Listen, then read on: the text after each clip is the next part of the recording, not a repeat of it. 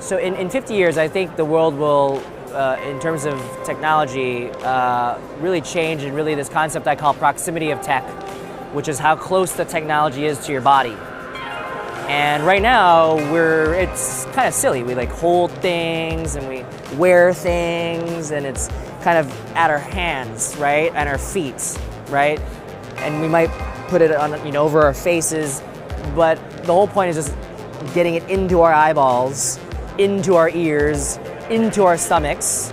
Ingestibles are already a thing. It's crazy. Like you literally ingest these pills, these robot pills that can, obviously see what you're eating and all these things and all your caloric intake. It's amazing. And then, you've heard of startups like Magic Leap, where they're doing like, AR for your world, where I should just be able to load my email and do this and like do this, right? Like that's literally what will happen, I think, in 50 years, is everything will just come inside. And that to me is really, really exciting. Many applications that today we perform unassisted will in fact be assisted operations. So a surgeon or a nurse in a hospital who's working on a patient will have an angel on his or her shoulder looking over him or her and offering helpful guidance when perhaps he's about to make a mistake. Should I contact the ground station? In 50 years' time, I think we will see very diverse mobility. We will have autonomous cars, and I think we will still have manual-driven cars, because it's really the choice of the customer.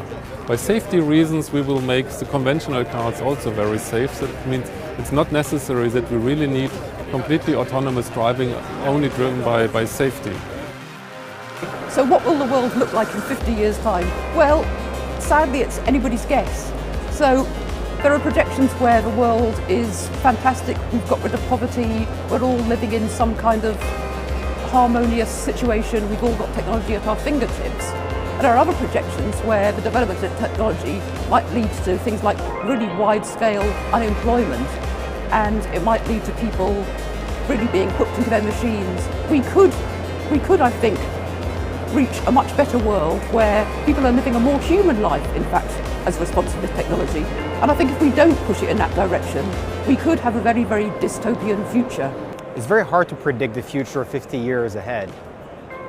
What I'm sure about, though, is that it will never be an artificial intelligence, a super intelligence that just takes over humans, but rather is going to be perhaps brain-machine interfaces that enables us as humans to combine our horizontal intelligence with the vertical execution capabilities of artificial intelligence. Because the combination of the two is far better than either of them alone. What do I think the world will look like in 50 years' time? I hope I'm going to be around. I think it's going to be better, more beautiful. I think we're going to live in a world where we are not just seeing what we want to see, but hopefully where we are being, from a media perspective, also inspired and challenged to think differently, but all hopefully for the good of mankind and humanity. I think the world is going to be great.